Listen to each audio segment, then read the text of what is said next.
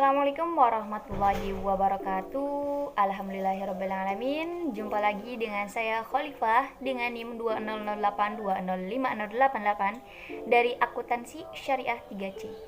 Di sini saya akan mempresentasikan atau menjelaskan sedikit banyaknya materi mengenai akad salam yang diajukan untuk memenuhi tugas mandiri mata kuliah akuntansi syariah dengan dosen pengampu Ibu Haulah Nakhwatun Nisa MSI.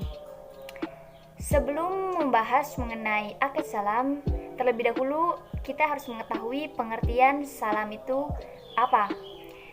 Salam secara bahasa berasal dari kata as-salaf yang berarti pendahuluan karena pemesan barang menyerahkan uangnya di muka.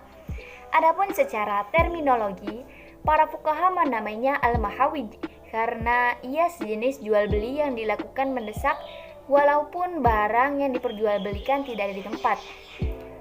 Jika dilihat dari sisi pembeli, ia sangat membutuhkan barang tersebut. Adapun dilihat dari sisi penjual, ia sangat membutuhkan uang tersebut. Definisi akad salam. Akad salam adalah akad jual beli barang pesanan dengan pengiriman di kemudian hari oleh penjual dan pelunasannya dilakukan oleh pembeli pada saat akad disepakati sesuai dengan syarat-syarat tertentu. Jenis-jenis akad salam ada dua, teman-teman.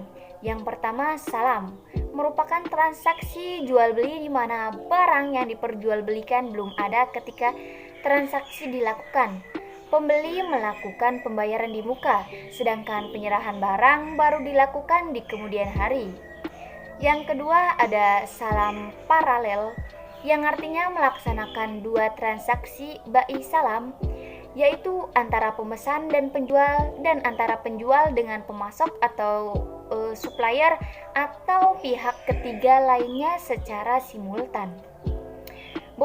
Beberapa ulama kontemporer melarang transaksi salam paralel karena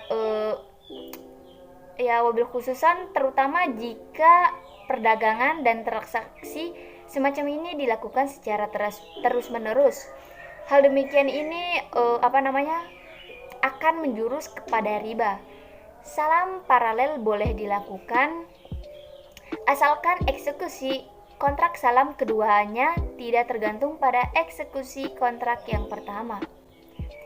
Dasar syariah akad salam yang pertama ada Al-Quran dalam Quran Surat Al-Baqarah ayat 282 yang artinya, "Wahai orang-orang yang beriman, apabila kamu bermuamalah tidak secara tunai untuk waktu yang ditentukan, hendaknya kamu menuliskannya dengan benar."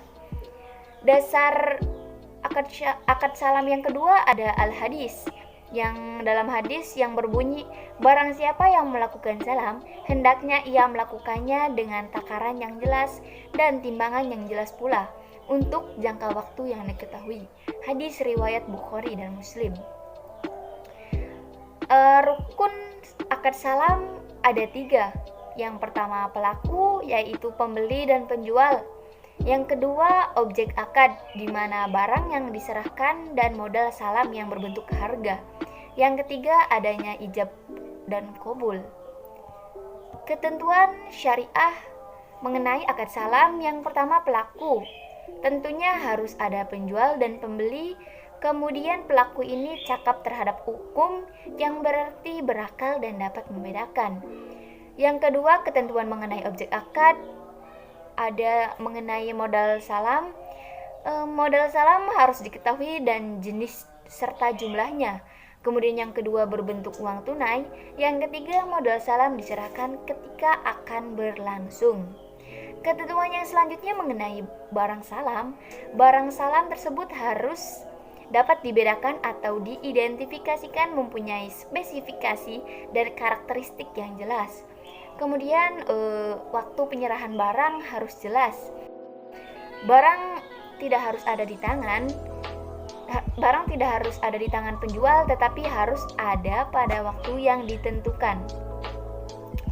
Apabila barang yang dipesan tidak ada pada waktu yang ditentukan, akan menjadi rusak dan pembeli dapat memilih apakah menunggu sampai dengan barang yang dipesan tersedia atau membatalkan sehingga penjual harus mengembalikan dana yang telah diterima. Selanjutnya, apabila barang yang dikirim cacat atau tidak sesuai dengan yang disepakati dalam akad, maka pembeli boleh melakukan syiar atau memilih untuk menerima atau menolak. Jikalau pilihannya menolak, maka si pembeli memiliki utang yang dapat diselesaikan dengan pengembalian dana atau menyerahkan produk yang sesuai dengan akad. Dan apabila barang yang dikirim memiliki kualitas yang lebih baik, maka penjual tidak boleh meminta tambahan pembayaran. Dan hal ini dianggap sebagai pelayanan kepuasan pelanggan. Selanjutnya, barang boleh dikirim sebelum jatuh tempo, asalkan nih teman-teman disetujui oleh kedua pihak dan dengan syarat kualitas dan kuantitas barang sesuai dengan kesepakatan dan tidak boleh menuntut penambahan harga. Selanjutnya, apabila barang yang dikirim kualitasnya lebih rendah, pembeli boleh memilih menolaknya atau menerima. Apabila pembeli menerima, maka pembeli tidak boleh meminta kembalian sebagian uangnya atau diskon. Selanjutnya, mengenai hal-hal yang membatalkan kontrak salam. Yang pertama, barang yang dipesan tidak ada pada waktu yang ditentukan. Yang kedua, barang yang dikirim cacat atau tidak sesuai dengan yang disepakati. Yang ketiga, barang yang dikirim kualitasnya lebih rendah dan pembeli membatalkannya. Itulah tadi hal yang membatalkan kontrak salam. Selanjutnya, hikmah apa sih yang bisa kita dapat dari akad salam? Hikmah atau manfaat transaksi salam bagi pembeli adalah adanya jaminan memperoleh barang dalam jumlah dan kualitas tertentu pada saat ia membutuhkan dengan harga yang disepakati di awal. Sementara manfaat bagi penjual adalah diperolehnya dana untuk melakukan aktivitas produksi dan memenuhi sebagian kebutuhan hidupnya. Itulah teman-teman seputar atau pembahasan mengenai akad salam yang dapat saya sampaikan. Kurang lebihnya saya mohon maaf karena kekurangan berasalnya dari saya dan kelebihan hanya milik Allah. Kurang lebihnya saya mohon maaf, mohon dimaafkan. Terima kasih teman-teman. Wassalamualaikum warahmatullahi wabarakatuh.